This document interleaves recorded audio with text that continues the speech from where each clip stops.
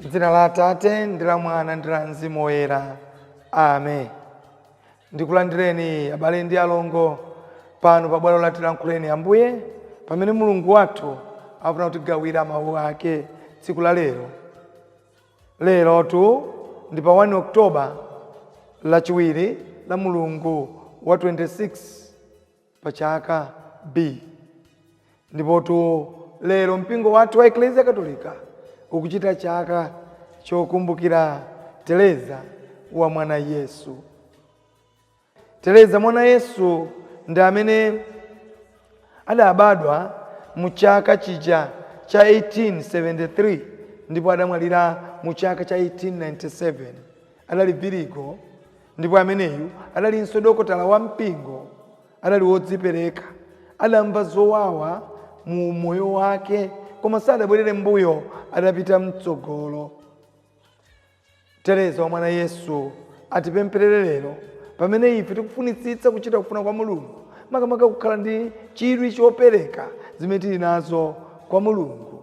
Mariya mfumukazi ya mtendere, Mariya mfumukazi ya anthu a Mulungu azitipempherera nthawi zonse. Komanso Teresa ameneyu wa mwana Yesu akhale patsogolo pathu.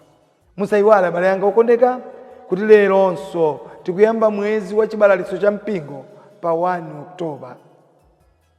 Mpingo umatipempha kupereka moyenerera, kulowa nawo mbumba yofalitsa uthenga wa Mulungu. Ndi mwezi uno wa Oktoba tikuyamba ndithu pamene tikukonzekera pa 20 pano kuti tidzapereke chopereka chathu cha chibalalitso cha mpingo. Mawu athu amene tiwerenge tsiku la lero akuchokera mawu oyamba akuchokera pa Yobu mutu wachitatu kuyambira ndime yoyamba kulekeza ndime yachitatu, kuzawerenganso ndime ya 11 kulekeza ndime ya 17, kukawerenganso ndime ya 20 kulekeza ndime ya 23. Amene akutiwerengera mawu oyamba ndi Shama Chipala wa Holy Childhood, utumiki wa ana, kuchokera ku St. Louis Montfort Parish, Balaka, mu Diocese ya Mangochi. Mawu amtenga wera monga adalembera Luka oyera. Luka mutu 9 kuyambira ndime ya 51 kulekeza ndime ya 56. Amene akutiwerengera mawu amtenga wabwino komanso kutigawira mawu ndi Reverend Father Paul Raposo kuchokera ku St. Magdalena Koche Parish mu Diocese ya Mangochi. Mawu oyamba. Mawu a m'buku la Yobu. Pa nthawiyo Yobu adayankhula nayamba kutemberera tsiku lake lobadwa.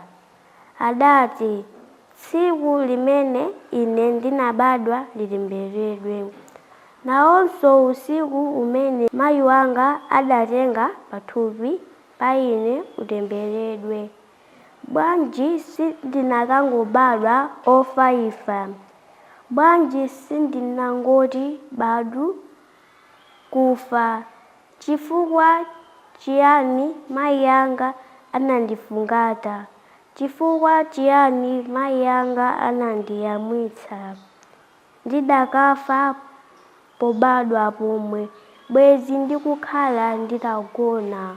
Mwaphe kugona tulo ndikupumula, bwezi ndikukhala limodzi ndi mafumu ndi maphungu apa dziko lapansi, amene anadzimangira nyumba zikuluzikulu pa mabwinja akale. Bwezi ndikukhala limodzi ndi mafumu okhupuka amene anadzaza nyumba zawo ndi golide ndi siliva. Bwezi sindidangokhala ngati tayo oyikidwa manda ngati makanda amene sadaonepo kuwala kwa dzuwa. Kumandako anthu oyipa savutitsanso. Anthu otopa kupumula kumeneko. Chifukwa chiyani dzuwa limawalira munthu wapa mavuto? Chifukwa chiyani amakhalabe ndi moyo munthu wa mtima wowawa? Amalakalaka imfa koma sayiona. Amafunafuna kopambana chuma chobisika. Amakondwa ndi kusangalala kwambiri akafa ndi kuyikidwa m'manda. Chifukwa chiyani moyo umapatsidwa kwa munthu amene njira ya moyo wake yabisika, amene Mulungu wazinga ndi mavuto ponseponse. Mawu a Ambuye. Thokoze Mulungu. Ambuye akhale nanu.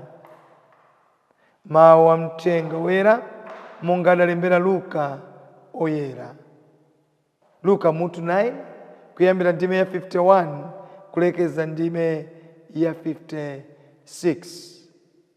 Pamene masiku ankayandikira oti Yesu atengedwe kunka kumwamba, iye adatsimikiza ndithu zopita ku Yerusalemu. Motero adatuma amitenga kuti atsogole akalowe mu mzinda wa Asamariya kukamkonzera malo. Koma anthu amudzimo sadafune kumulandira chifukwa iye ankapita ku Yerusalemu. Ophunzira ake Yakobo ndi Yohane ataona zimenezi adati, Ambuye, bwanji tiyitane moto kuchokera kumwamba kuti uzawapsereze anthu amenewa? Koma Yesu adachewuka nadzudzula ophunzira awo. Pambuyo pake onse pamodzi adapita ku mudzi wina. Mthenga wa Ambuye. Ulemu kwa inu Ambuye wathu Yesu Kristo.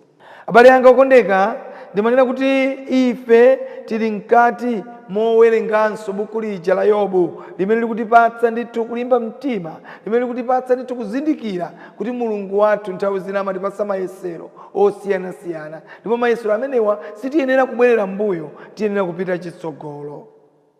Mawu athu amuthenga wabwino wa tsiku la lero akufunitsitsa kuti ife tisakhale obweza choyipa, ife tikhale anthu achikondi pamene pali kukayikirana, pamene pali kunkhanza, akuti tiyikepo chikondi pamenepo.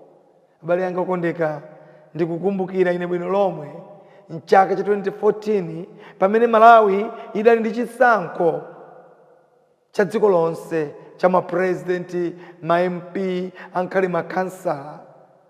Chaka chimenechi amene amatsogolera dziko lino la Malawi anali olemekezeka kapena president athu opuma Joyce Banda amene ali mchemwali wanga. Ndikukumbukira kuti chisankho chitachitika panali kachete kubanja kwathu, chifukwa tonse timadziwa kuti sitilinso mgulu lolamulira, tatuluka mgulu lolamula, ndipo tidali pakachete. Timangolimbirana mameseji ona kuti yayi Mulungu wakonza zachitika kuti sister wathu, mbale wathu watuluka mboma. Koma tinachitika zodabwitsa chifukwa choti ine ndimalemba mameseji. Ndikukumbukira bwino lomwe mchemwali wanga akudziwa Joyce Banda kuti ndimalemba mameseji, ndipo mameseji amene malemba ine ndi olimbikitsa kuti achemwali sitiyenera kubwerera mbuyo, tikhale nacho chikhulupiriro. Inu ndi munthu wopemphera, tipite chitsogolo. Koma mameseji samayankhidwa ayi kwa mawiki mwina wopitirira awiri. Koma tsiku limodzi limene ndiyankha ndikupita ku misa, unali kummawa ndili ku Katema parish. ndinalandira message ya sister ndipo ndinakhala womva kukoma kuti lero achemwali andilembera message pambuyo posayankha ma message ena ndi ena ndipo anandiwuzira achimwene ndimakutsatira ma message anu ndimatsatira zonse zimene mmandiuza kundilimbikitsa ndimatsatira koma ine ndikufuna kuti inuyo tulero pamene mupita kumisa mutipempere kupempera kwake nkoti tivomere zimene zachitika tivomere kufuna kwake kwa Mulungu koma tipite chitsogolo ndi chikhulupiriro chathu pa Mulungu ndipo ndifuna ndipemphe kuti inuyo lero mukapemperere chikondi pakati pa anthu olamulira nthawi zambiri pamene anthu alamulira dziko pamakhala ndi kubwezerana zoyipa pamakhala ndi kupangana revenge zinthu zosiyana-siyana zina zimakhala zoona zina zimakhala zosakhala zoona koma anthu taona ife makamaka m'Malawi muno anthu akubwezerana ndikumaonesana kuti mwina wake wina kayapita ku koti iya ikayapita uku kumakhala ndi tuma revenge osiyana-siyana pasakhala revenge. Ndakumbukira lero pamene Yesu Kristu tawerenga mu Uthenga Wabwino kuti adawaletsa ophunzira ake kusabwezera choyipa adawaletsa ophunzira ake kupanga revenge. Abale yanga okondeka lero Yesu sakubwezera choyipa lero Yesu Kristu sakubwezera chimene ena achita choyipa chomukana chifukwa lero Yesu Kristu akukanidwa. Lero to abale yanga okondeka Yesu akufuna kuti tikhale anthu achikondi anthu au Mulungu anthu amene timayenda ndi anzathu angakhala tichitire zoyipa. Kuli nkhondo m'mabanja osiyana-siyana kuli nkhondo m'mayiko osiyana-siyana kuli zinthu zobwezerana zoyipa m'mabanja kapena mzinchito zosiyana-siyana muli malivenji osiyana-siyana andi nkhondo kuti ipezeke pa dziko lapansi ndi kuti anthu alephera kulolerana anthu alephera kuchitirana zonse limodzi alephera kuti akhale pansi ndi kupanga chimodzi. Panali nkhondo apa ophunzira ka Yesu Kristu akumuuza Yesu Kristu kuti ndithu nalero ndakumbukira nyimbo yake nalero ndithu ife tiyenera kubweza Ambuye mutilole kuti amene sitingabweretse moto kuchoka kumwamba inu ndi Mulungu kuti wapyereza amenewa. Yesu Kristu sanabweze. Yesu Kristu adawadzudzula ndipo adawauza kuti sitinena kutero. Malo mwake adapita kumudzi wina anadusa njira ina kukana mtopola. Yesu Kristu kana mtopola. Abale yanga okondeka anthu ena amatha kukuputa dala anthu ena amatha kukukwiyitsa dala kuti akuone akumve kuti unena chani. Tamba kuti Yesu Kristu tu mu Uthenga wathu wa tsiku la lero adatuma ophunzira ake kuti pitani mukaone mutsogole mukaone mukanikozere malo mudzi wa Samariya. Koma atapita mmudzi mmenemu akuti anthu a mmudzimo ndithu adamukana Yesu Kristu asabwere. Akapita pano amwanjawo ajaje kwine ligongo chichakwala ku Yerusalemu chifukwa chani amene yakupita ku Yerusalemu asadzere kuno. ndakumbukira kanyimbo kena kake kamene mayimba kamvuluvulu akamapanga kwathu kwa Ntalimanja kamvuluvulu akayambika timayimba kanyimbo tikaona kuti kamvuluvulu mkunzi wa kamvuluvulu kaena amati pachichewa amati chani kaya ime chimapanga mpepo kumapanga mpepo chonchi timati kamvuluvulu pachiyawo timati chimbunga chimadutsa chikamadutsa uko anthu amachimbira mwinaso ndinanenapo kuti anthu amachimbira nyimbo kuti chisafike kuno kunyumba kuno chisayandikire. Ndeti mayimba kuti apiteje lungomba pemo ndi kuti dutsani konko musadutse kuno. Yesu Kristu adayimbiridwa ndi anthu a Samariya musadutse kuno. Abale yanga okondeka kumkana mwana wa Mulungu. Lero tu mwina kuteka kuzera mu ntchito zanga kuzera mu ntchito zanu tikumkana Yesu Kristu asadutse mu mtima mwathu. Yesu Kristu ayenera kudutsa mu mtima mwathu. Ukaristiya ndi sakramenti mmene muli Yesu Kristu mwini ndipo nthawi zambiri akhristu ena amalephera kulandira Yesu Kristu okhala mu sakramenti. Amalephera kudziwa kuti Yesu Kristu alimo ndipo akalowa mwa ine. Ukaristiya ukalowa mwa ine ndi kuti Yesu Kristu walowa mu mtima mwanga. Nyimbo tunkumayimba walowa lero mu mtima mwanga walowa lero Yesu Kristu ndipo Yesu Kristu mwana wa Mulungu amalowa adu mu mtima mwanga. Koma nkuteka kuti nthawi zambiri timalephera ife kuti tizindikire Yesu Kristu akufuna kudutsa mwa ine afuna akale mwa ine. Timayimba lowani mwa ine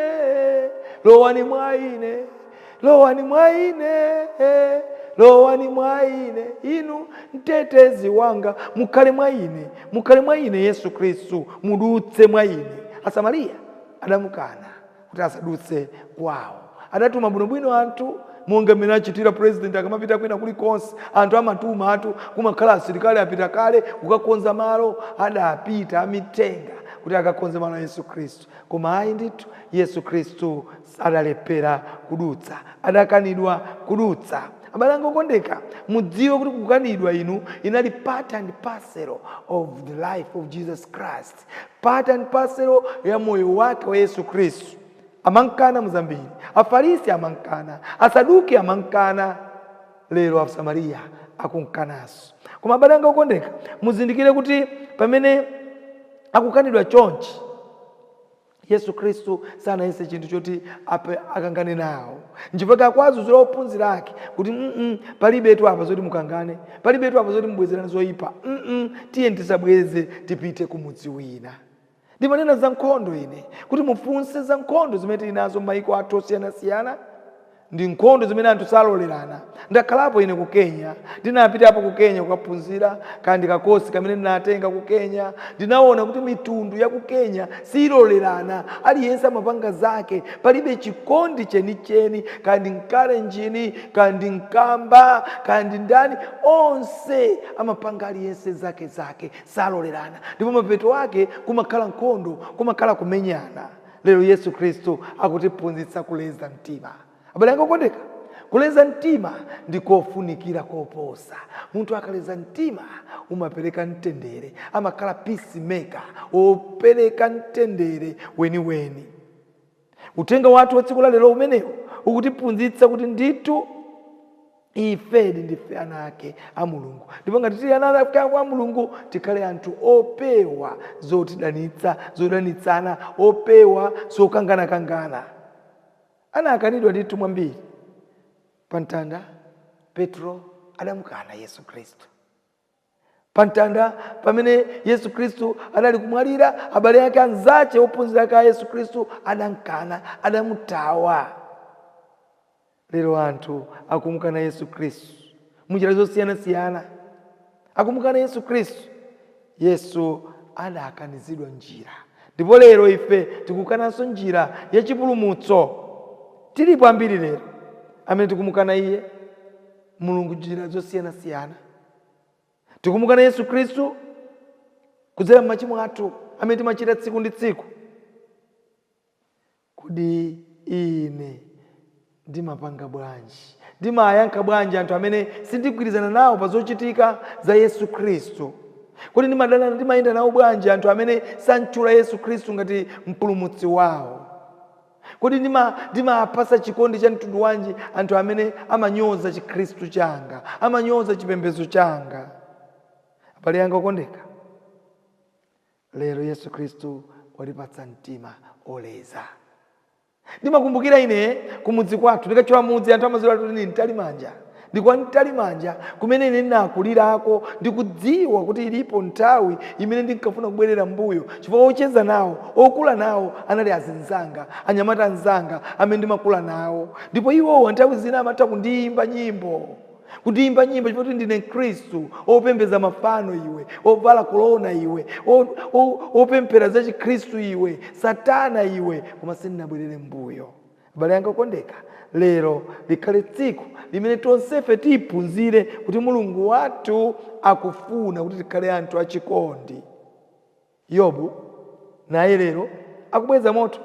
Yobu lero akubweza moto. Mawu athu oyamba lero Yobu akubweza moto, akumubwezera, akuzitemberera pamaso pake mwa Mulungu. Chifukwa chani ine ndinabadwa? Chifukwa chani ine ndikumva izi? Chifukwa chani ine ndikuona izi? Abale anga okondeka, Yobu akuyiwala kuti Mulungu amakhala ndi nthawi yake. Mulungu akwetesi ndawi yako jisiyesiyene, pana ndawi jine yakupika na yakupweteka, pana ndawi jine yakupika na yakunonga, jine ndawi josope jeneji, Mulungu akusawagali papopo. Mulungu amakhala ali pomwepo. Abale anga okondeka, Yobu wayiwala ndipo walephera kulimba mtima, wagonjera Satana. Musamusiye Mulungu, mukhale pafupi ndi Mulungu. Pambuyo pake Yobu ataona kuti tutalephera, anakhala wokhazikika mwa Mulungu. Pambuyo pa mavuto osiyana-siyana, amene timakumana nawo pa dziko lapansi pano. Kodi mwakonzeka inu kugwiritsitsa mulungu wanu? Mukangwiritse mulungu wanu simuzamkana, simuzatayikirana naye, muzakhala naye pafupi. Yobu ndi munthu mmodzi amene adafuna kuti ndithu akhale ndi pafupi ndi mulungu, koma Satana kunyengerera, kungwedeza anapezeka kuti akulephera munjira zosiyanasiyana. Abale anga okondeka, lero mulungu akutiuza kuti tikhale olimba, ndipo tikalimba tikhale anthu amene tikuonesa chikondi ndi kupereka chikondi kwa ena onse. Lero pa 1 Oktoba mundilole kuti nanenso ndithokoze mulungu chifukwa cha kubadwa. Ainafe tinabadwa pa 1 Oktoba. Ndipo pa 1 Oktoba timalilemekeza tsiku limeneli, tikhale olimba mtima ngati Yobu, tikhale opereka zonse kwa mulungu, komanso tikhale osankana mulungu. Ndikozokhala wansembe ndi chazabo changa chimenechi, koma ndikumkana mulungu tsiku ndi tsiku chifukwa cha zochita zanga zamkati mwanga. Lero mulungu andithandize pamene anandipatsa moyo pa 1 Oktoba paja kudzera mwa mayi ndi bambo Rapozo. Ine lero ndikhale mtumiki wake wa mulungu, ndikondwere kukhala pamaso pake, ndikondwere kuchita kufuna kwake, ndikondwere kumpereka zimene ndili nazo kwa iye. Monga mwezi wa Oktoba umene timapereka chibalaliso chathu, timathandiza ife kufalitsa uthenga wa mulungu ponseponse. Balanga okondeka, tikutsekulira mwezi wa Oktoba madayosisi yathu onse pa 1 Oktoba pano, kuti zochita zathu zikhale zokonzekera pa 20 Oktoba pamene tikupereka zimene tili nazo ku mpingo wathu. Lero mpingo uli m'manja mwathu, timpatse mulungu zake za mulungu kuti zithandize mpingo kupitira patsogolo. Amen.